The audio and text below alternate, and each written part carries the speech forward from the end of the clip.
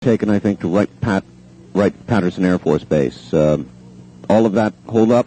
The alien beings part of the story is not as strong as the debris part of the story, but once you get the debris part of the story sort of established in your mind, it's a lot easier to buy into the craft occupants, especially since on one or two rare occasions a witness will talk some about both. And so if that person was credible on the metals, that person is probably credible on the beings. Still, in terms of the so-called body site, because there are two different locations, a debris field in one area and then a body site much closer to the town of Roswell, that body site is still pretty much a work in progress research-wise. There are prime witnesses for that. I've been in the presence of a couple of these people. They are still holding on to their anonymity. I think one of them is about to be willing to come out and be quoted all over the place. But that's still a work in progress, and that needs to be firmed up before too much is claimed. All right. Well, all this works very easily then into the government cover-up aspect of this.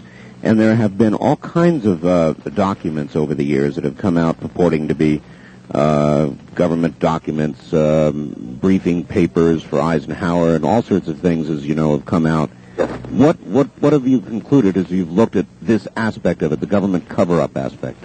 As far as the government cover-up of Roswell, I haven't been impressed with any of the documents that specifically claim to relate to that. But as far as government cover-up is concerned, that's just obvious. That's been obvious ever since David Jacobs wrote his history of the UFO phenomena way back in the 70s.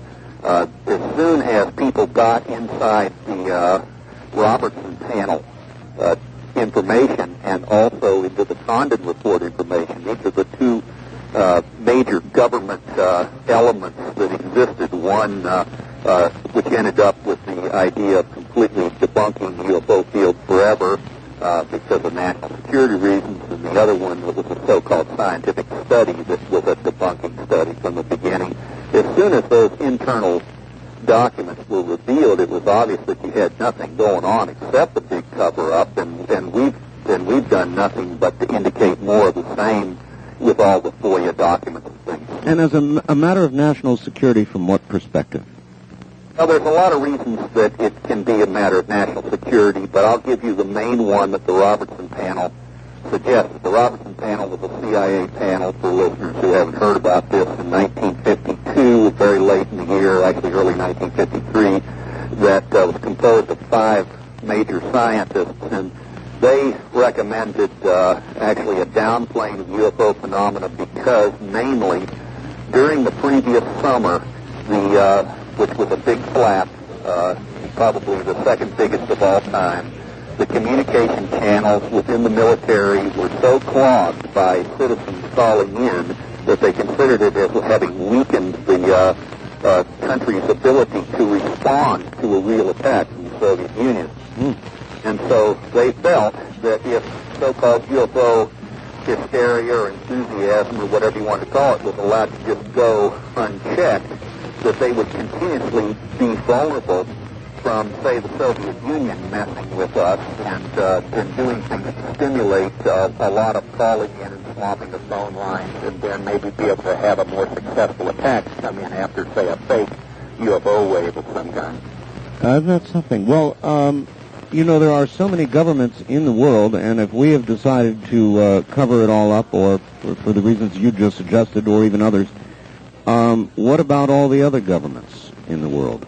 Well, it would be my opinion that that our government was the only one fortunate enough to have a crash come down and ended up with something really amazing that it had to cover up for more reasons of concern for various social and economic institutions in the country, and that would be the Roswell thing, and the other countries wouldn't have to be bothered with something like that. Now, some people say that back in those days, in 1947, that would have been such a big thing that we would have had to have gone to the other major powers in the world and informed them at least somewhat and gotten a gentleman's agreement to keep the lid on the crash saucer case.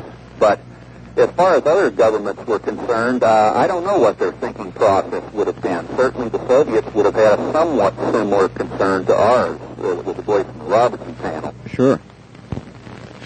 I'm sure they would have. We're now beginning, of course, with the Soviet Union breaking up and with Russia being so much more open. As you may have heard, George was actually able to get some materials out. That never could have been done previously. There should be a lot of new information coming from Russia and the other republics. Are we getting much? I don't think so. You keep hearing rumors of this, but I would caution listeners to remember that the Soviet Union, for a very long time, has had a record of having isolated researchers who were pretty much unchecked by anything but their own imaginations, who claim almost anything out in the boondocks. And so unless we get some extremely good, trustworthy information from research institutes that are backed by known scientists, I would not just automatically swallow any stuff that comes from the Soviet Union. Now, the other thing to say about that is, though, that Dr. Haynes from NASA Ames, which is someone that you may get on your program sometime, he's a very good scientist, he has made a link with Soviet scientists who are interested in UFOs, and it's hoped that as this liaison becomes more firm, that we will get some genuinely good case research out of them, but to my knowledge, that has not yet happened. All right, one popular theory, and one of my favorite subjects, is time travel, and I noticed that you'd written something on UFOs as time travelers with a question mark after it. It is at least as possible a theory, when we're left with nothing but theories, to imagine as any other. Could it be that what we regard as UFOs from elsewhere actually are from our future? Is that possible? Well, for Walt Andrus in the MUFON Journal some time ago, I wrote actually a pair of papers separated by a couple of years to try to analyze whether that theory could make any sense or not. When you take a look at the shape of the typical euthanaut, it turns out kind of amusingly, to me at least, that critter does look like something that you might expect due to what's called a neotenous shift, or a gene rate growth shift, so that our own human species might tend to look a little bit more like our own fetuses grown up, to say. And so I thought, well, that's kind of amazing that the biological part of this thing could actually make some sense, that it would be the same species just in a future mode. Is there anybody, Doctor, doing any work on computer projections, one might imagine, of how we might continue to evolve? No, and the reason why is that when you look at the thing in terms of the theory of evolution, it doesn't make any sense. We basically have stopped our evolution. Now, we're not going to change on the basis of just natural activities. Now, we might choose genetically re-engineer ourselves, but and that would have to do with this beyond shift. Boy, that's fascinating. You're concluding we have stopped our evolution. Yep. Then what? Now I'm pushed on time. I've got to do a newscast at the top of the hour. I would like to come back and continue this with you. So relax for about 5 minutes. We'll do some news and come back to you, Doctor. Okay. All right, Dr. Michael D. Swords from Michigan with us. More Area 2000 coming up. I'm Art Bell.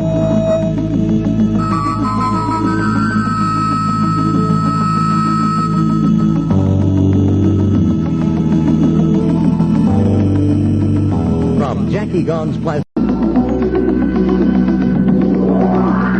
Good evening, everybody. Welcome back to Area 2000. I'm Art Bell. I'd like to remind you, if you have information on something involving UFOs, parapsychology, life after death, we would like to have you, encourage you, in fact, to contact the Bigelow Foundation. They are the mentors for this program, and a great deal of research that is done generally into UFOs, life after death. You can contact the Bigelow Foundation at area code 702-888-8255. 702-456-1606. Your contact there, Angela Thompson. Area code 702-456-1606. Back now, in just a moment, to Dr. Michael Swords, who is somebody who looks into other people's work and investigation. And I've got a couple of questions continuing on evolution here. In the metropolitan area of Las Vegas, you're welcome to get on the phone lines and line up to ask the doctor a question if you'd like. The local number, of course, is 383-8255. 383-8255. Toll free from outside the state of Nevada. Our number is 1-800-338-8255. Take these down, please. 1-800-338-8255. The wildcard direct dial lines are area code 702-385-7214, 7214. And finally, if you have never called at all, you're welcome, of course, on the first-time caller line, which is area code 702-385-7213, or 7213. With that, back now to Kalamazoo, Michigan, and Dr. Swords. Good evening again, Doctor. Oh. We were on this, you really stopped me when you said that our evolution has stopped. How do you conclude that? Now, that's actually something that biologists have known ever since the theory of natural selection has got so much evidence and supported, because the way biological evolution proceeds is it only works when the offending characteristic, a characteristic that you don't want to have, is a characteristic that will kill you prior to you being able to mate and pass on the genes that create that characteristic. Mm-hmm. Or it's a characteristic that makes you so sexually unattractive that nobody wants to mate with you. So it is determined then by environmental considerations, which are now stable?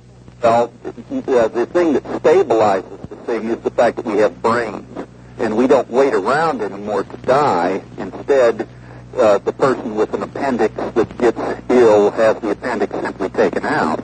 There's no evolutionary pressure for people with appendices to die anymore.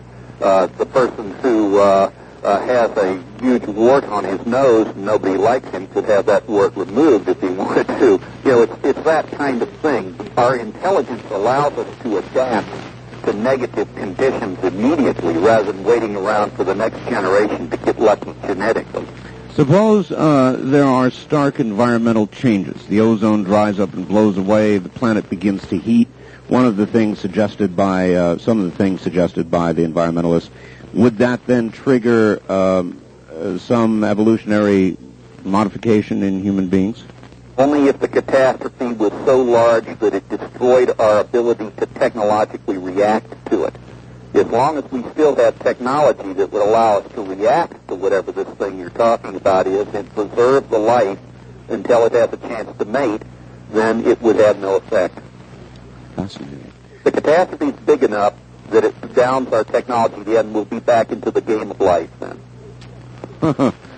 Fascinating. There are a lot of people who suggest that one of the motivations for the intervention by extraterrestrials would be connected to genetics. And I'm sure you've looked into that aspect. What are your comments? Well, I have tried for years to get David Jacobs and Bud Hopkins off of that because it does not make any sense whatsoever. And finally, I think I've succeeded in getting Dr. Jacobs to change the way he talks about what he found. And he's talking now more about hybrids in the sense of changing human genes rather than trying to mate alien genes to human genes, which is a theory that just doesn't make any sense at all.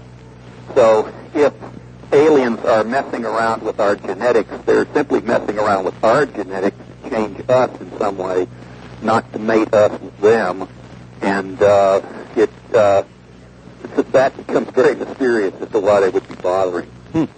All right. Since you, again, look into everybody else's work, and that's what you do, this question would be a good one. I've been looking into all this and interviewing people for years now, and I have noticed that ufologists seem to eat each other alive. Yes. And I would like your comments on that and how damaging it is to the overall credibility of the investigators. I think that that your observation about this being a mean streets as far as research is concerned is unfortunately more than accurate. There are some people who do not engage in that kind of personality bashing, who somehow manage to stay above it, but almost everybody manages to get down into this. The reason why I think that happens is that UFOs are something that the majority of people in the country seem so anxious to want to ignore or to ridicule or get rid of in some sort of way.